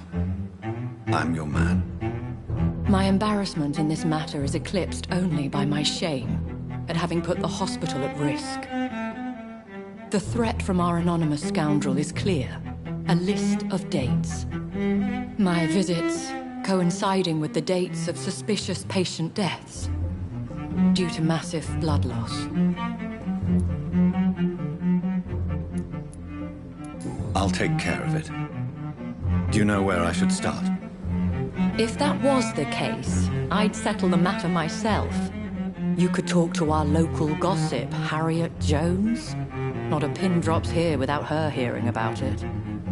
I'll meet that woman now. My life, as others know, is in your hands, Dr. Reed. I'm sure of your discretion, but I do fear your powers of persuasion will be put to the test. When this is resolved, I'll be your obligé. I'll answer all questions in regards of your condition.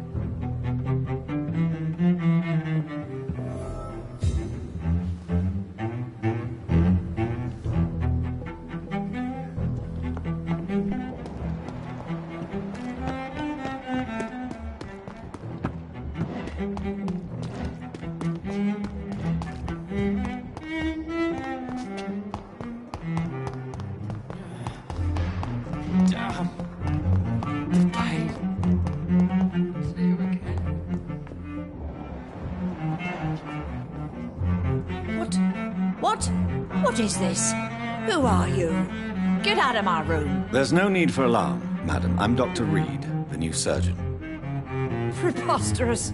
Dr. Reed, you say? I don't want some bumbling intern. Where's Dr. Swansea? Please, calm down, madam. I assure you that I am highly qualified. I'm just back from war duty. How brave. Threatening an old defenseless woman. You know how long I've been a patient here? You've picked the wrong fight. I'm Harriet Jones. Harriet Jones? Indeed. I've been meaning to have a chat with you. You know what goes on here better than any other patient, I gather. Oh, better than any patient, nurse or doctor. I've seen so many vile undertakings. I heard there have been some despicable goings-on. Was there a case of blackmail? Blackmail? Wait. You're investigating something. This isn't a social call. One of those incompetent cunts slit a poor sod's vein. I assure you, madam, this is not an investigation into a possible medical error.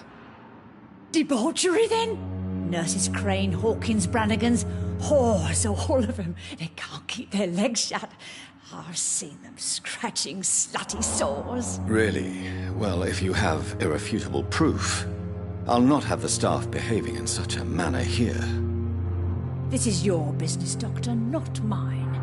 But I swear one of the nurses is cavorting with some man on hospital hours. Thank you for your time, Miss Jones. You've given me something to go on. See you on the next round.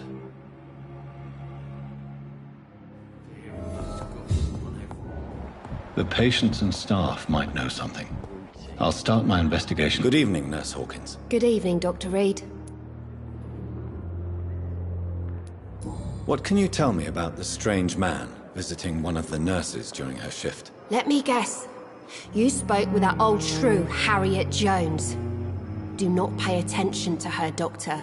She's full of fanciful tales. She could have been telling the truth about the mysterious man. That old witch will end up in hell soon enough. Who cares if a nurse finds some happiness where she can? No matter how you feel about her, Miss Jones deserves our help. Who says I don't care for her? Hate is what keeps that old crone alive. Goodbye, Nurse Hawkins.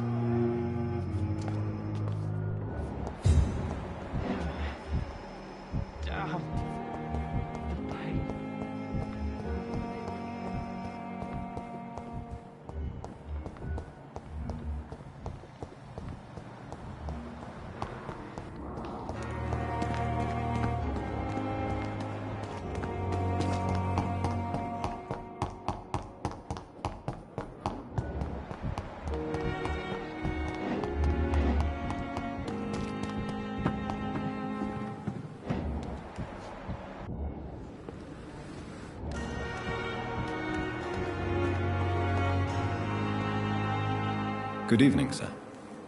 So it is true. The famous Dr. Reed has joined us. I can't think